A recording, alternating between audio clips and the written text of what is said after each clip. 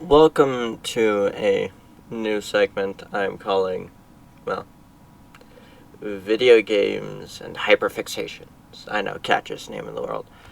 Um, as the name implies, you watch video games, me playing a video game, and I shall talk about my hyperfixation. Today's episode, the wonderful world of moss.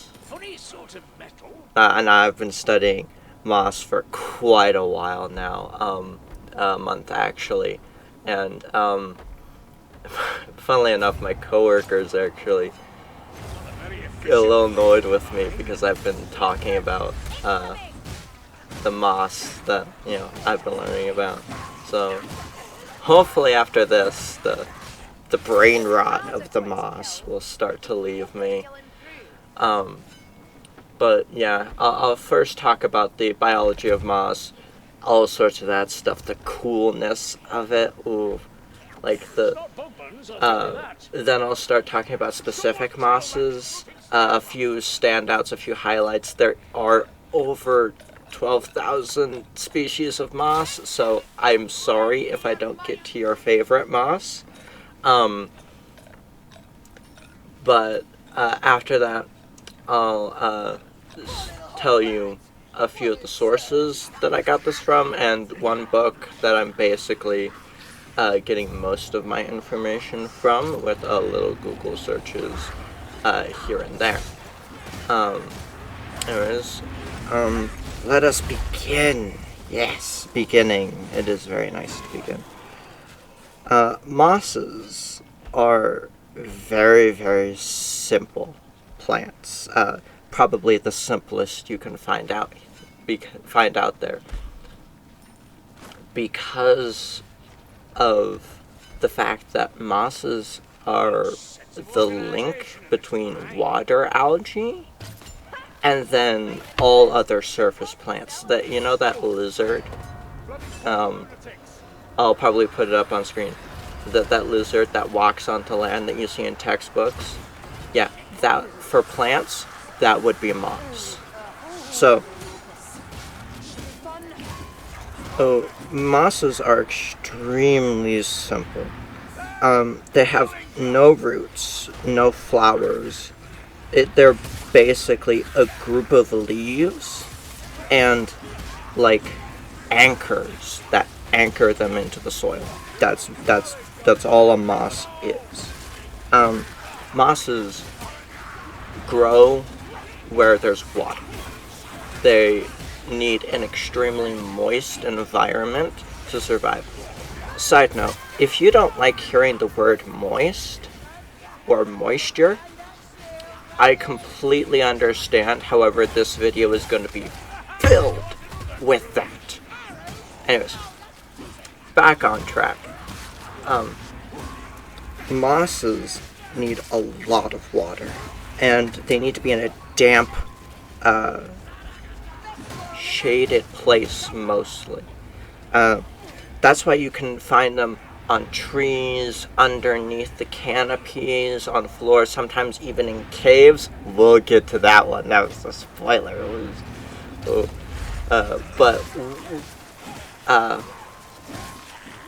They need moisture and to be protected from harsh sunlight.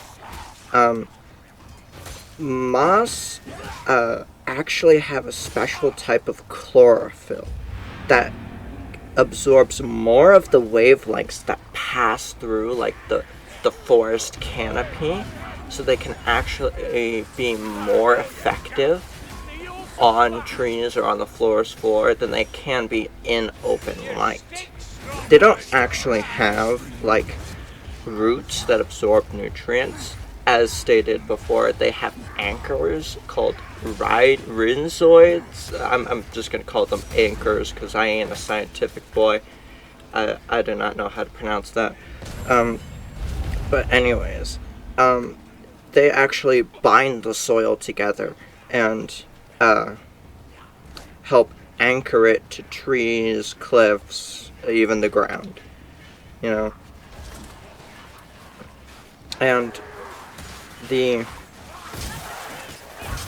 The funny thing with these leaves is they're only 1 cell thick. Like, imagine having a special type of chlorophyll, doing all that sort of biological evolution, and only needing it to be 1 cell thick for it to work. Moss is great. It's beauty and simplicity. Now, moss is a master class in, like, picking a specific skill tree, basically, and speccing it out. Like, they picked the moss class, and they are sticking with the moss class. And, you see, this helps because, I don't know if you noticed, moss is short, but that's to its benefit. You see, when things get taller, they actually need to use more of their energy to help keep themselves from freezing. That's why trees have such good insulation and other things. Mosses don't need that because they're so short.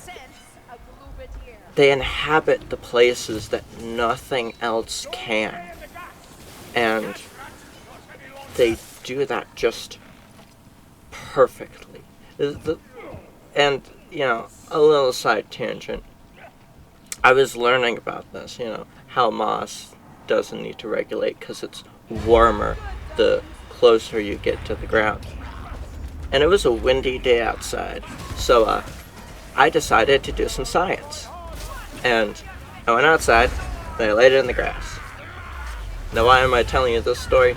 Absolutely no reason other than the fact that I can say I laid it in the grass and I can call it science. Anyways, now,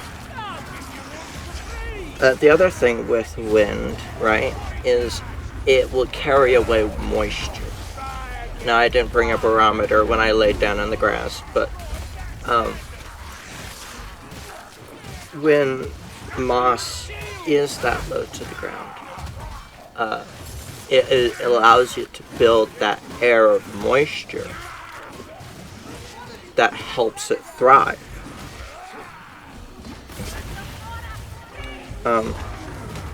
Moss is actually great for diversifying itself. Its whole niche, as far as I can tell from researching it, is growing where nothing else can. It is wonderful at filling empty space. You know the saying, nature abhors a void? Moss is the definition of that. Fills it to a T, and I love it for it. Some mosses, as said previously, blanket the forest floor. Others, there's clothing trees in green. Others, growing on cliffs. A few, anchoring themselves into sandstone at the banks of rivers, which is so interesting. Those ones actually have extremely strong anchors so they can be in like roaring streams and not get carried away. They grow where nothing else can. Nature abhors a void, and moss is just so cool.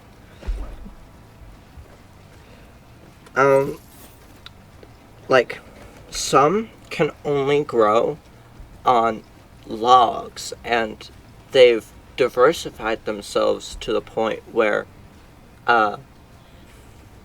when they grow on that log, they need to be able to find another log to spread to. So how do they do that? Well, that gets into my next point. Mosses have a variety of ways of spreading themselves, and it's wonderful.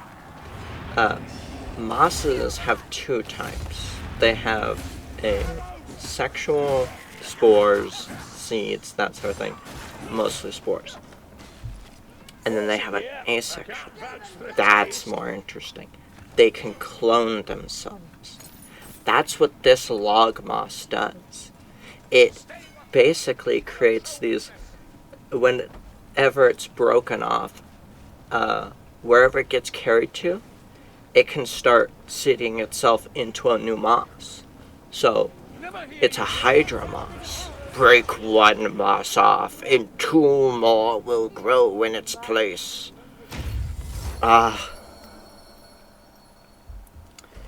It's so great.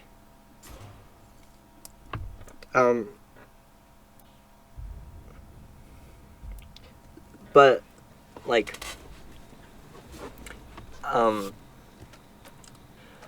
moss has this incredible evolutionary ability to survive heat waves and droughts. Basically, mosses need moisture, but they survive in the most inhospitable places. So what they do is, when there is moisture, they're growing, they're flourishing. Oh, yay, water! But when there's not, when the drought comes, they start shutting down. They become a little brown bush of sadness, but they're not dead. No, death can't touch them. Some mosses can lose up to 98% of their moisture for 40 years and still be revitalized within 20 minutes. Isn't that so cool? Like, they'll be back to full strength with a spritz of water within 20 minutes. They'll start growing again. Like, that's so cool. I love moss. And, I think most mosses have this ability. That's how they survive on cliff faces and on decaying logs and everything. They do it by going into this hibernation state where they can't grow. They can't grow, but they can at least survive.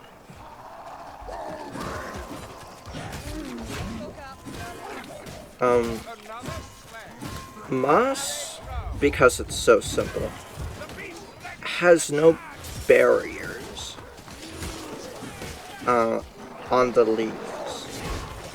But this is actually a bonus when it comes to moss, because that means if water comes into contact with it, like if it's been dried for a really long time, it can instantly absorb that water into the leaf itself.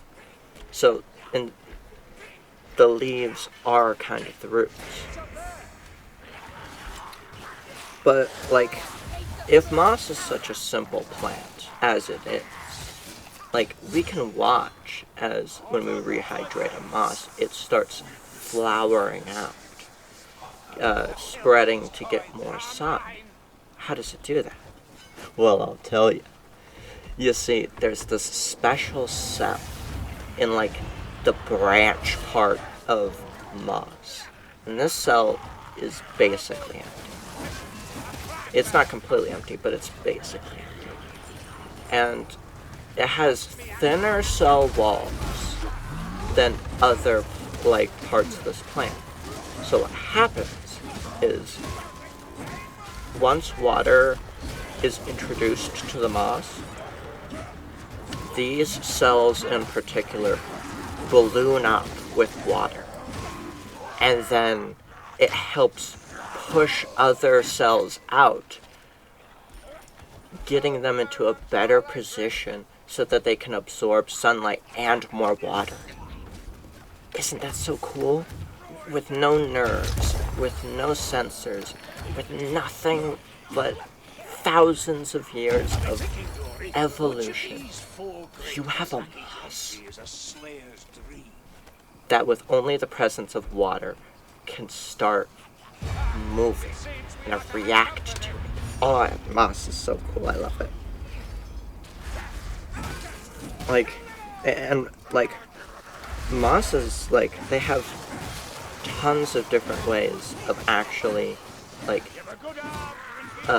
organizing their leaves in such a way as some of them, when they're dried, they actually curl up like little snail shells, or how one might do a tape measure. Others, they kind of like form densely packed bricks. Well, that's what they look like anyways. But when they're flowering out, they form little water slides, or like some mosses have densely packed leaves forming buckets that can hold water to help prevent dehydration. It's so cool.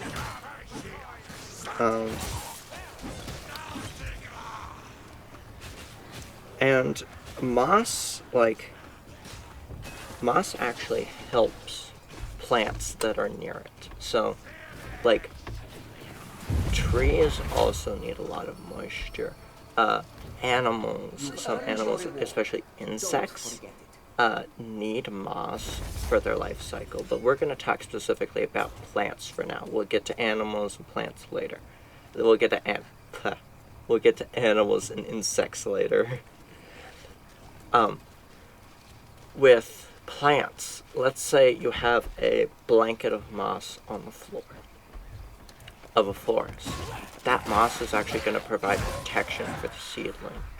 And it's actually better for the tree to be planted in the moss than anywhere else. It actually helps it. Like, they did a test in one of the sources I have where they took their control group, carpet, moss, and they compared it against each other. And, like, obviously, the control didn't last very long because it was just open ground. None of them really propagated correctly.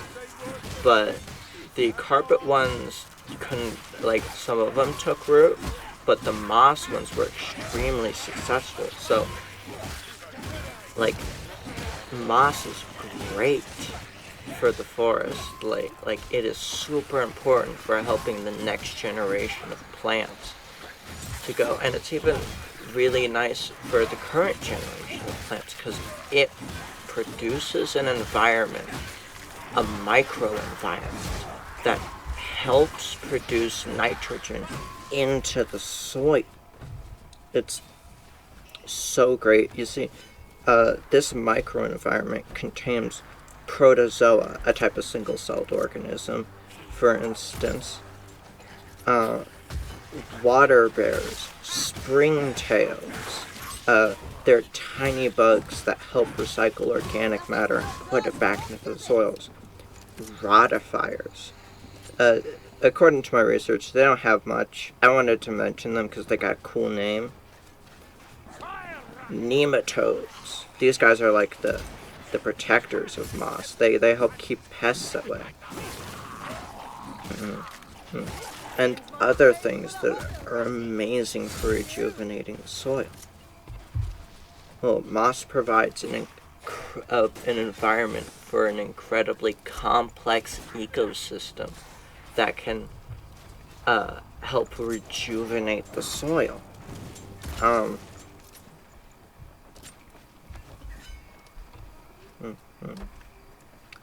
Now, I already touched on this a little bit, but mosses have some pretty ingenious ways of reproducing. So there's this moss out there, and I'm gonna butcher this name. Tetraphis pelusia. Pelusia? We're gonna call it the cauldron moss. Now, it has an extremely unique way of spreading its children. You see, it grows a tiny little seed cauldron at the top of the moss, right? Filled with tiny, tiny little seeds, filled with only 10 to 12, otherwise it 10 to 16. We'll say 10 to 16, just to cover our bases.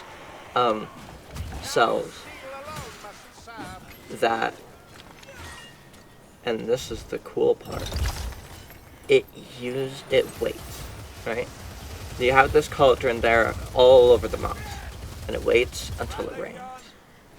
And when it rains, and a raindrop hits the cauldron spot on, it releases them everywhere.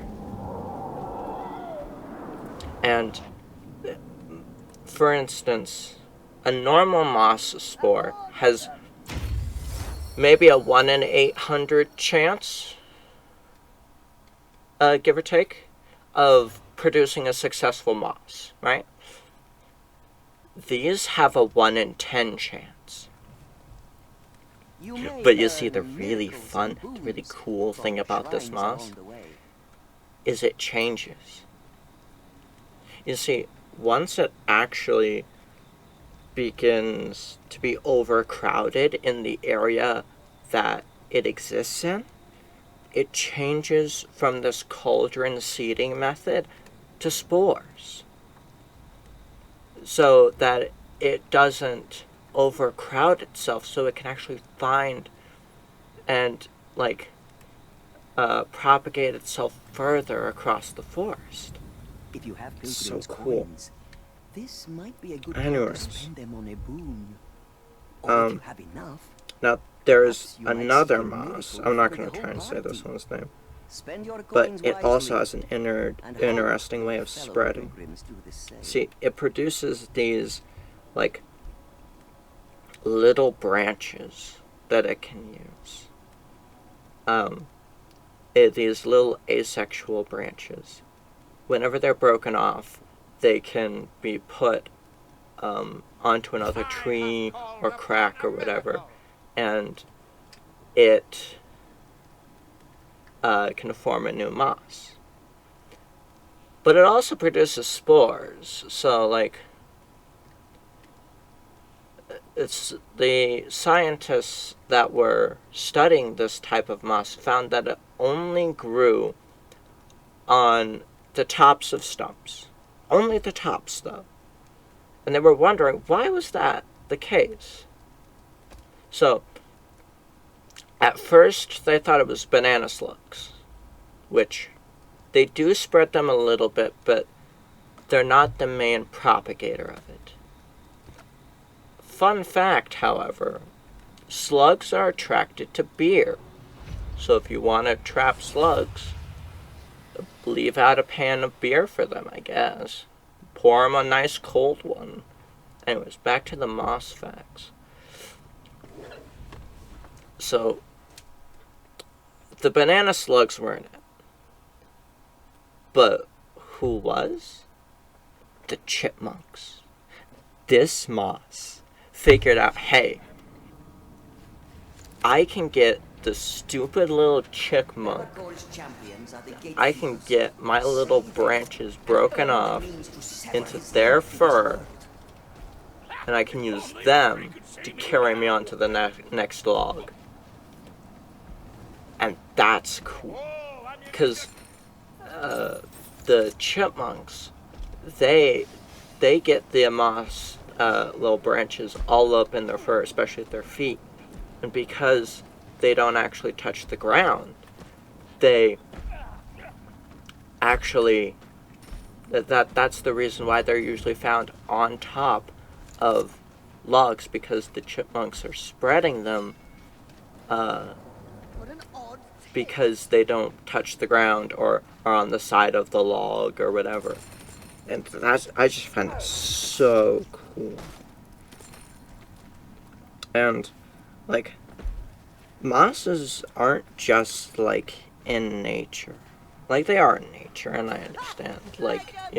It's probably more common to find them in nature, but there's a bunch of moss that can survive and actually survive better in a city environment than any other.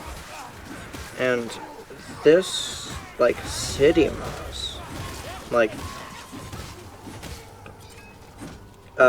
can actually be used to measure how bad air pollution is throughout a city.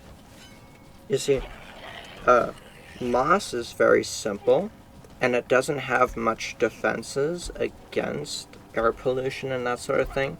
So,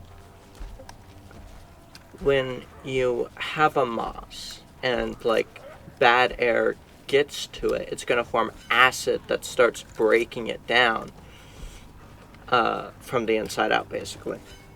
So a diversity of moss is a simple way of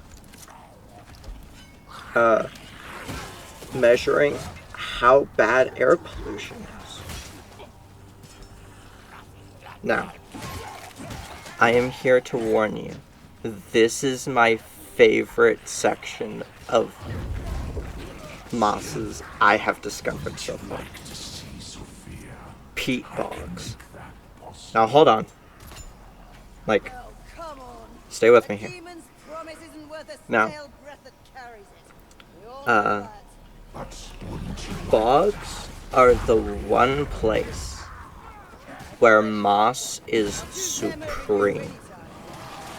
Moss is the king of the bog. Like, there is no other plant that rules quite as spectacularly as a peat bog moss. Now, most people know peat moss from MatPat's Creeper video. Now, while he did touch on the fact that peat moss does use built-up water pressure to explode its spores out, he did not touch on any of the cool things with peat moss. Okay, so, first of all, this moss creates the bog. There is no, it finds a bog. No. It actively takes over what used to be like a still water body of water, and it creates the bog. Now, with this bog, like, it starts first by building itself up, right? And then peat moss can actually hold, it is 20 times its weight in water. And because of this, it actually causes the soil to become waterlogged. Other plants need to breathe through their roots, which excludes any other plants. This is step 1 to peat bog's bog domination plan. On to step 2.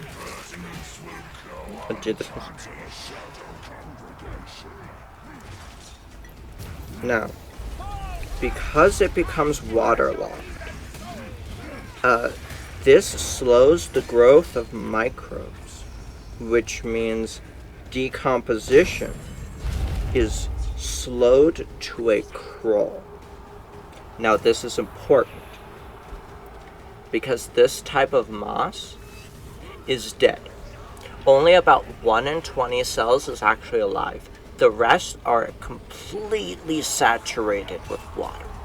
Like, you can pick it up and squeeze probably a quart of water out of just a tiny handful of moss. So, like, it's a lot of water. That's how it holds that much. This is Pete's second step for total bog domination. Now, because it does this, it can stave off decay for centuries. A bog, this bog can stay the same and not change for centuries. Another effect of this is because decay is in fact slowed, it causes a nitrogen deficiency in the water, which means that only like things that don't need a ton of nitrogen can grow, or they have to find other ways of getting nitrogen. Cough, cough, Venus fly trap, all sorts of that other thing. But we're not talking about them. We're talking about moss. Who cares about them? They're not interesting. Blah, blah, blah. Now the last step. The last step is evil. I love it for it. It changes the pH of the water to 4.3. 4.3! For reference, regular water is about a 7. A 4 is about as acidic as tomato juice or grapefruit juice. This is the final step, making sure that moss is bog moss. This acidity allows the peat to absorb rare nutrients. Fun fact, this moss, scientific name, Spahagonum, well that's the last time I ever say that, was actually used as a replacement for cotton bandages when supplies got short during World War I.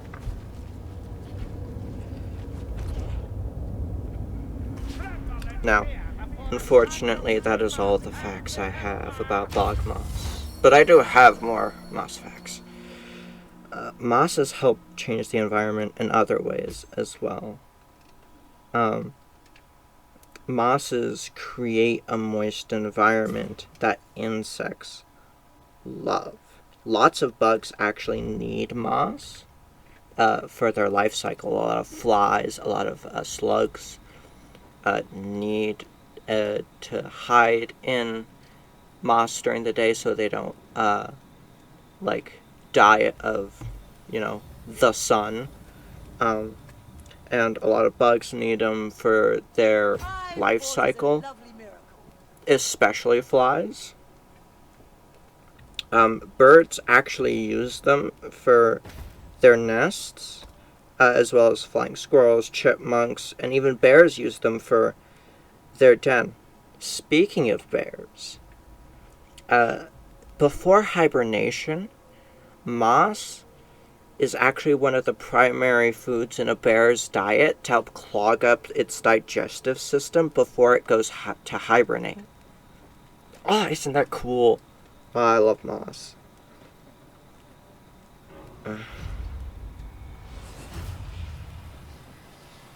Now, not all that glitters is gold, but only shooting stars break the mold. Alright, fine. This is the last one I'm going to try and pronounce. Schistostega pinnata, otherwise known as, and this is the best name I have ever heard for a moss ever, goblin gold, is a moss that glows in the dark. Well, technically it doesn't glow in the dark, it glitters. But we don't really care about technicalities, it glows in the dark. This moss is only found in shoreline caves.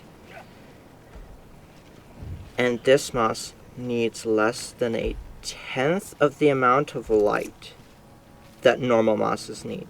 Watch for enemy champions. They do this because their leaves are shaped like tiny crystals that focus light, causing it to glow. Now, I did get most of this information from a book called Gathering Moss, a natural and cultural history of mosses. I have left out a lot of things from this book. I highly encourage you to go read it yourself. It has a lot of the cultural aspects. I've given you more of a scientific view of it. But if you want to learn more about the culture of moss, there are several chapters in there that you will absolutely love. I highly recommend this book. It's worth reading each chapter. I really think so. That's cool.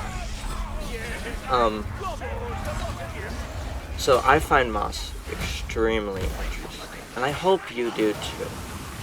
So this has been Hyperfixations in Video Games.